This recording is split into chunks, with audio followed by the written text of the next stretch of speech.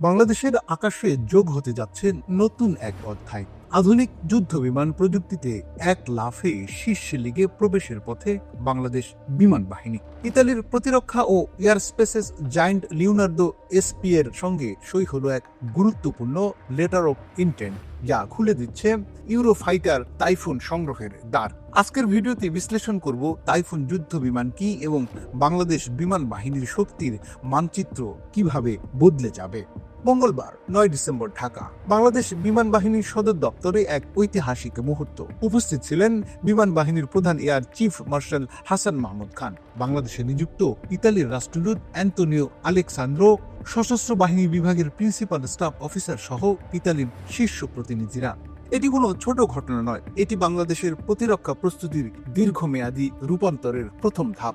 Eurofighter typhoon বিশ্বের অন্যতম শক্তিশালী 4.5 জেনারেশন মাল্টিরোল কমব্যাট এয়ারক্রাফট। এর গতি প্রায় ম্যাক 2, মানে শব্দের গতির দ্বিগুণ, যেটি একসঙ্গে করতে পারে air superior mission, ground attack, interception, electronic warfare. টাইফুনে আছে AESA রাডার, অত্যাধুনিক সেন্সর ফিউশন টেকনোলজি, আর সবচেয়ে বড় কথা, এটি একই সঙ্গে আকাশে যুদ্ধ ও ভূমিতে আঘাত হানার দুই ভূমিকাতেই অসাধারণ দক্ষ। বাংলাদেশের বর্তমান যুদ্ধ বিমান বহর F7, MiG-29 এবং Su-30 সম্ভাব্য পরিকল্পনার সাথে তুলনা করলে টাইফুন হলো সম্পূর্ণ নতুন স্তরের প্রযুক্তি।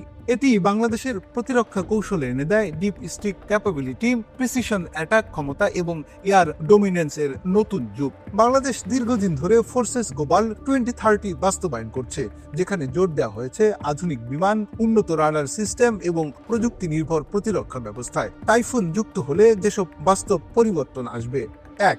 আকাশ প্রতিরক্ষায় কোয়ান্টাম লাফ। আকাশ থেকে আকাশে যুদ্ধ। বাংলাদেশ এই মুহূর্তে দক্ষিণ এশিয়ার উন্নত সক্ষমতা অর্জন করবে। 2. সাগর বেষ্টিত নিরাপত্তায় শক্ত অবস্থান।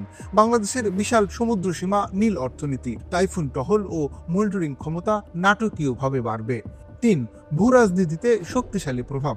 ইউরোপীয় ইউনিয়নের আধুনিক প্রতিরক্ষা ইকুইপমেন্ট সংগ্রহ কূটনৈতিক সম্পর্ক, স্ট্র্যাটেজিক অ্যালায়েন্সকে শক্ত করে। 4.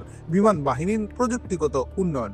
টাইফুনের সঙ্গে আসবে অত্যাধুনিক ফ্লাইট সিমুলেটর, মেইনটেনেন্স ও অপারেশন ইনফ্রাস্ট্রাকচার, বাংলাদেশের নিজস্ব প্রযুক্তিবিদ ও পাইলটদের প্রশিক্ষণের নতুন মান।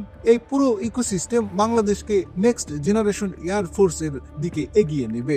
ইউরোফাইটার টাইফুন শুধু একটি যুদ্ধ বিমান নয়, এটি বাংলাদেশের আকাশ সীমা রক্ষায় নতুন আত্মবিশ্বাস, নতুন সক্ষমতা এবং ভবিষ্যতের শক্তিশালী প্রতিরক্ষা কৌশলের প্রতীক। যদি এসব পরিকল্পনা বাস্তবায়িত হয়, বাংলাদেশ বিমান বাহিনী প্রবেশ করবে বৈশ্বিক এলিট ফোর্সের তালিকায়। আকাশে শক্তি বাড়ানোর এই যাত্রা শুরু হলো আজ থেকে।